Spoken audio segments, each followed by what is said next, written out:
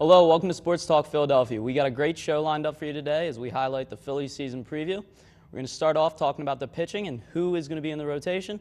And after that, we're going to look to see who else might make an impact for this Phillies team. Stay tuned. 7, 6, 5, 4, 3, 2, 1. You'll never have the sacred stone. Oh, this you crazy mother.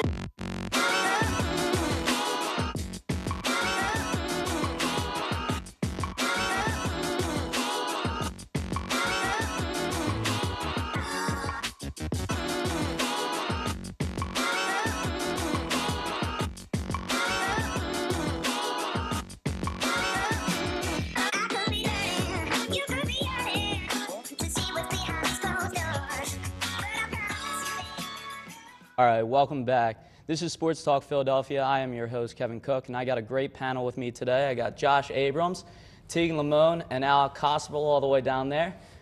So, guys, Phillies season's coming up pretty soon.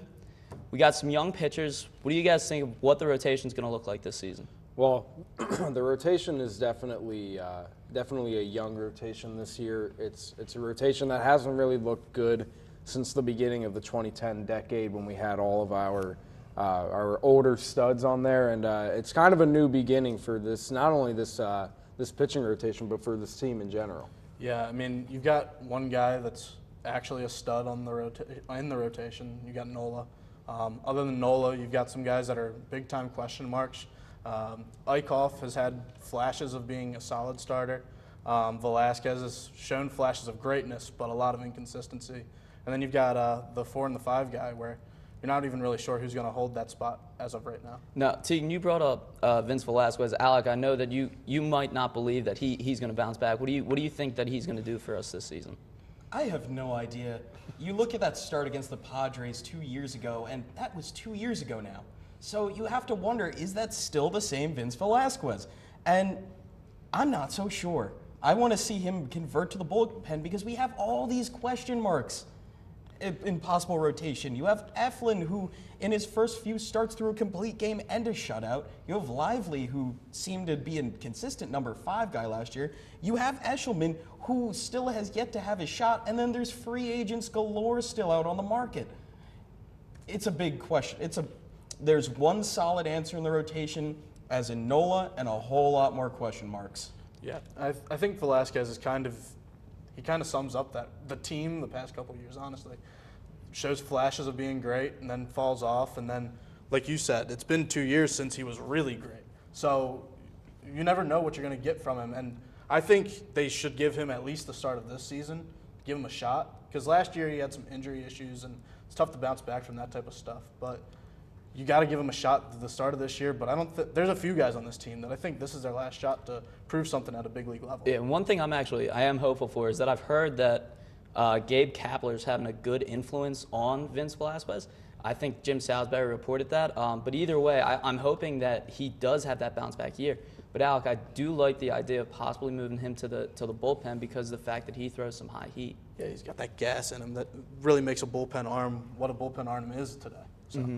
And I really think that it's a good news that Kapler is really taken under his wing, because one of the biggest demons for Velasquez has been the mental part of the game. He just hasn't been able to really get his mind perfectly set on the whole pitching dynamic, just not getting in your own head. So right now it's like, can he be solid mentally along with all the fundamental things?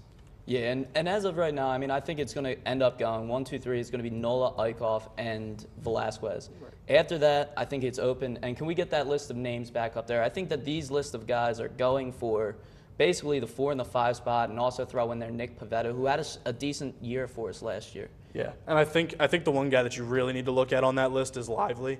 So far in spring training, he's only allowed 2 base runners in 5 innings. Obviously, when you can do that, that's a great showing.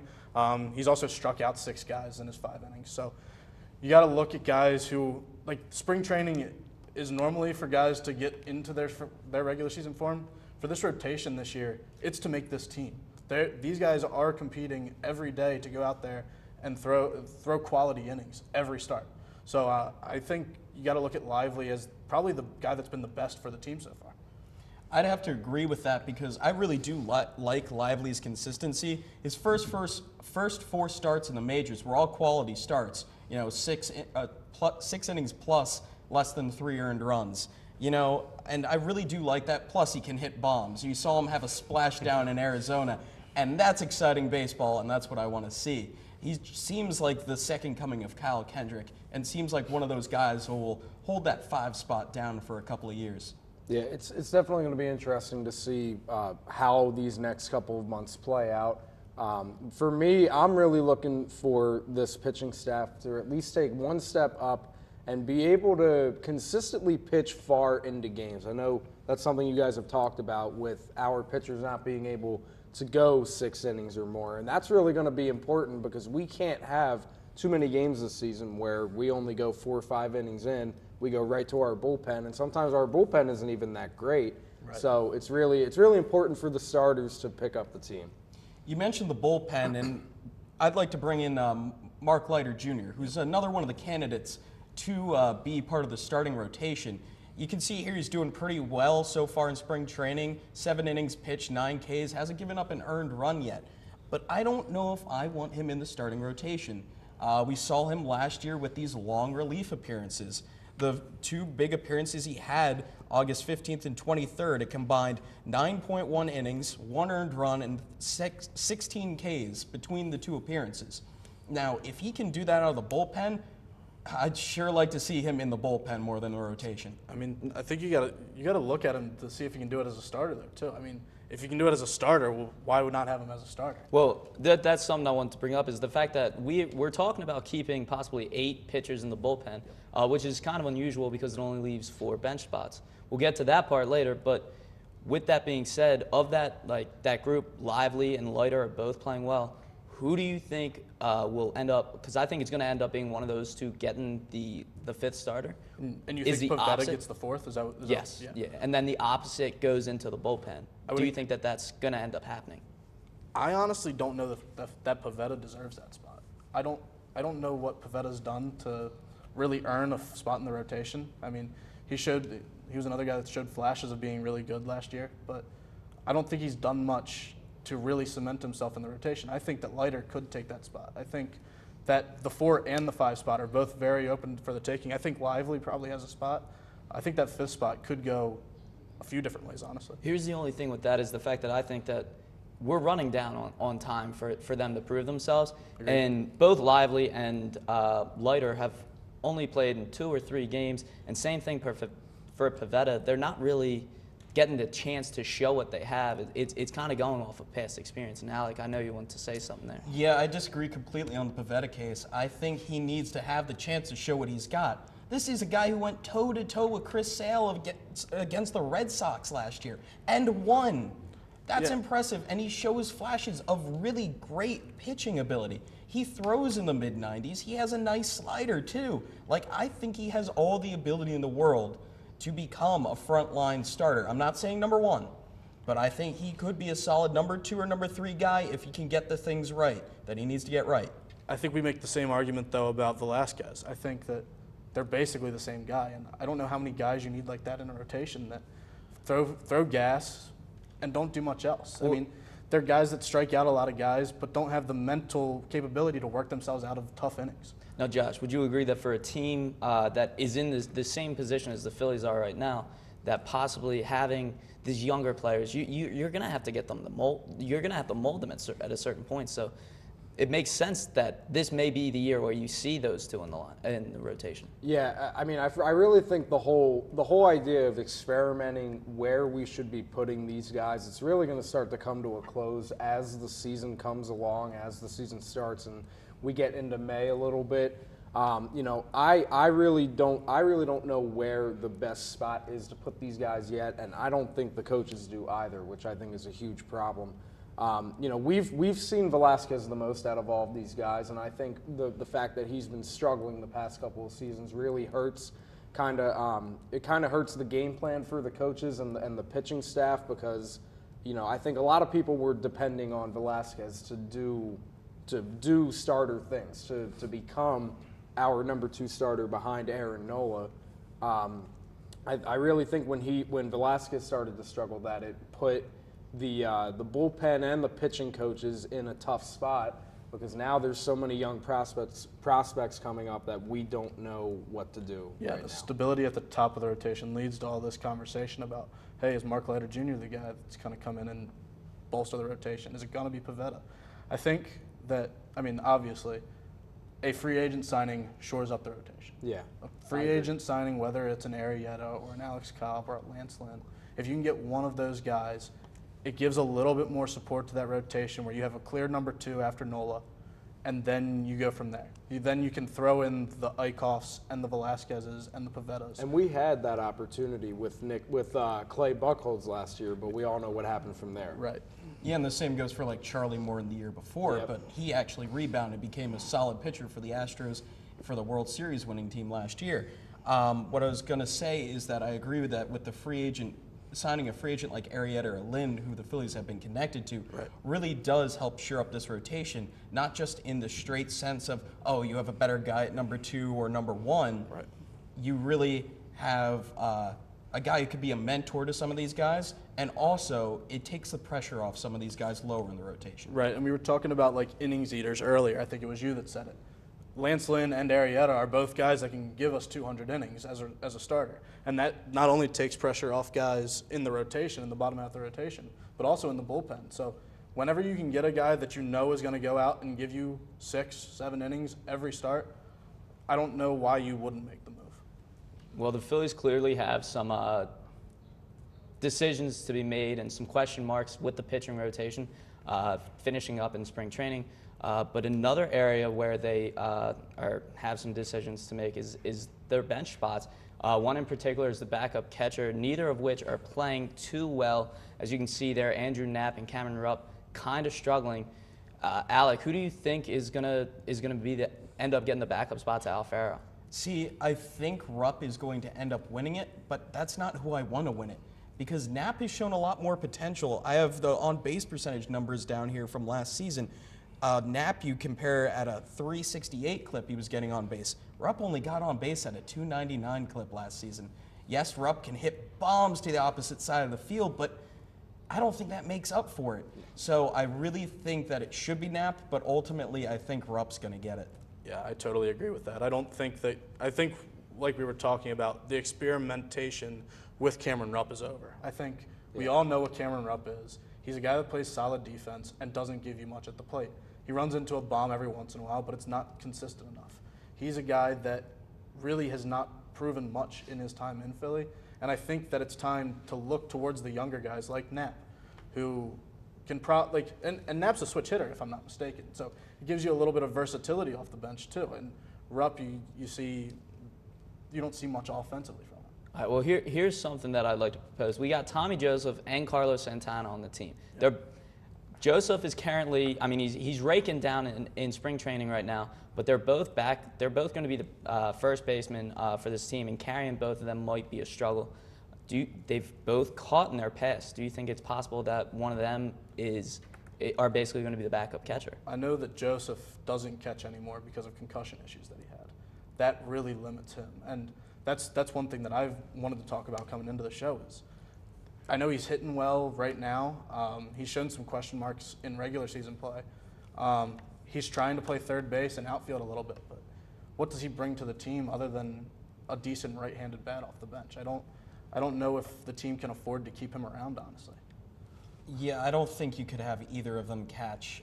Tommy Joseph, for the injury reasons, especially the concussions, in this day and age, you can't put a guy out there with multiple concussions behind the plate. Santana, other injuries kind of hinders that as well. But it is a question mark what to do with Tommy Joseph. He is raking in spring training, but what does that really mean? He hit 20 home runs both past 2 seasons, his rookie and sophomore year, but what do you do with him? Right. And no one else wants him, so do you try to package him with Cesar to go somewhere, or what? Yeah. Josh, Alec brings up a good question here. What ends up happening with Tommy Joseph? Do you think he makes the team? I think he'll start off making the team.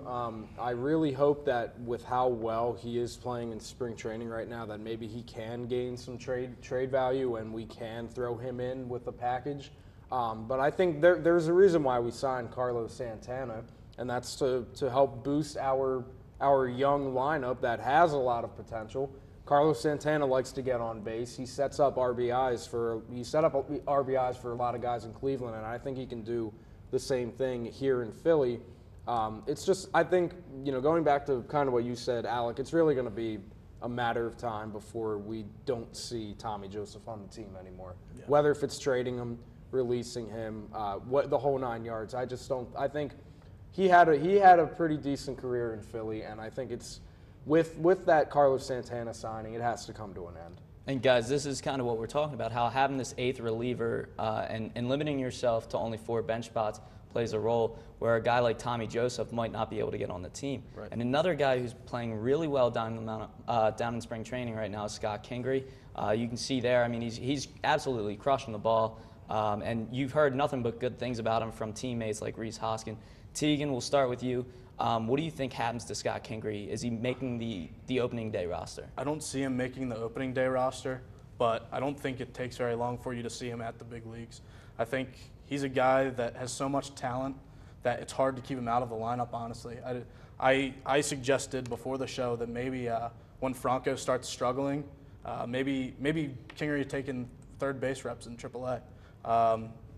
Slot him in and let him rake. I mean, the guy is hitting, what's he hitting? He's got 3 bombs of 389 in spring training. I don't really think that you can get rid of that kind of guy. I don't think you can keep him in the minor leagues forever. All right, now, like, real quick, I know you had some thoughts on Kingery as well. What do you think? I have nothing but good things to say about Kingery. He's literally a 5-tool player. He's made some great plays at second base, but I can't see him making this team. The Phillies are going to want that extra year of controllability on that contract. So May 15th is when you will see Scott Kingery on this Phillies roster. Mark it. Yeah, and I mean, obviously, real quick, Buster Olney's compared him to Dustin Pedroia, but with more talent. So when you have players like that, it's time to let him play. All right. Well, guys, as Alex proclaiming, May 15th, you're going to see Scott Kingery. We're going to take a quick commercial break right now. When we come back, we got some other reasons why you should be excited for this team and possibly some long shots on making the team. Hold on. Hi, Eddie Dunn here with LaSalle's favorite TV game show, Q&A. Do you know that LaSalle TV reaches over 300,000 homes in the Philadelphia area? Probably, right? Did you also know there's actually 13 zodiac constellations and not 12? The 13th is called Ophiuchus. But we got rid of that one because it sounds dumb, and also 13 is an unlucky number. So that's why we have 12. Where'd you learn that? LaSalle TV. Hook to the dollar feature on my mind. Return of the creature that crawled up from the subway line. You're always keeping me waiting. Keeping me waiting for you.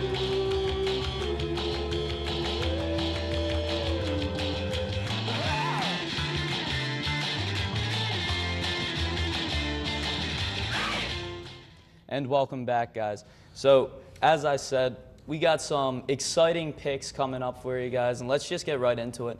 Josh, who's a player that you are most excited to see coming up in this season? Well, with all the young prospects, it was very hard to make this choice, but you have to go with Reece Hoskins.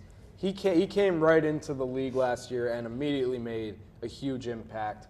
You can see the stats there. Those 18 home runs came in 50 games. He kind of cooled down a little bit towards the end of the year, but he hit 18 in 34 games. He can do it. He did it on the road. He did it at home. He can do it in all aspects. He's one of the smartest baseball players I think anyone has seen in recent history, and he's just a real, just someone that coming out of our farm system as a Phillies fan you have to be proud of. You have to be really excited about, because as long as the front office manages him well and we do the right things with him, he's going to be ours to stay for a long time. I love Reece Hoskins. I love everything about the kid. I'm really excited for him to even put up all-star numbers this year. Yeah, if you extrapolate those numbers over a full season, what's that, like 60 bombs or something silly? Yeah, I crazy. mean, obviously, I don't expect that out of him. You can't expect 40 to 60 bombs from a guy that's in his second year. But it's very impressive what he did last year, and hopefully he can keep with it next year. And like you were saying, I mean, it was really impressive. He had he fastest to 10. He had 10 in like 17 games. Yeah. So it will be nice to see Reece back out there, and hopefully he can keep up at that pace. But we got to move on now. Tegan, tell us about which player you're most excited for this season. I think I'm most excited for J.P. Crawford. It's finally the year for him to get up here, play some baseball, play as an everyday shortstop for the first time in his career at the big league level. It's a guy that's been the top prospect in the organization for quite a few years, and it's time to see him actually play. He's got good speed, good contact, a good plate discipline, and plays awesome defense. So just give him a whole year, let him grow, see what he can do.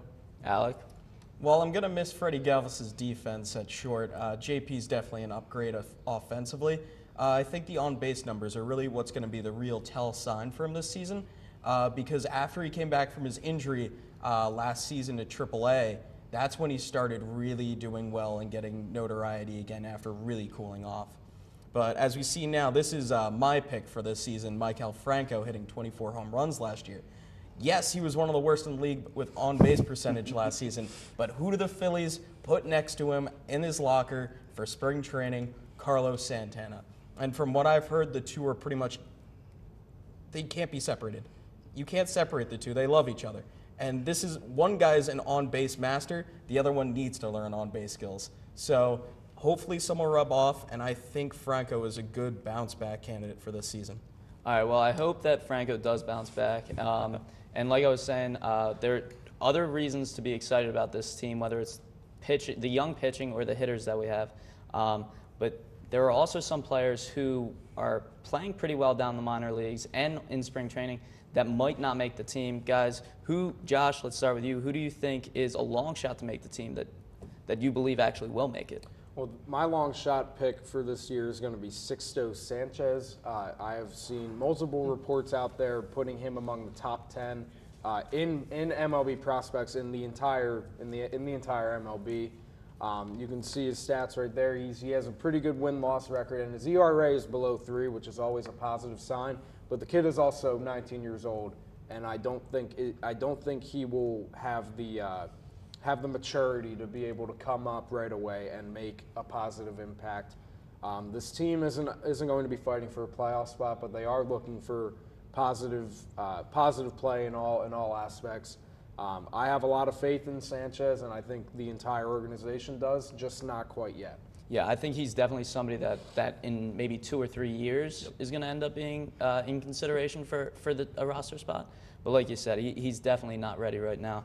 Tegan, real quick, what do you think of a player who could possibly make the team? I think Roman Quinn's a guy that I don't know how they really pass up on him. It's a guy off the bench that can provide a little bit of everything. He plays solid defense, has a lot of speed, decent contact.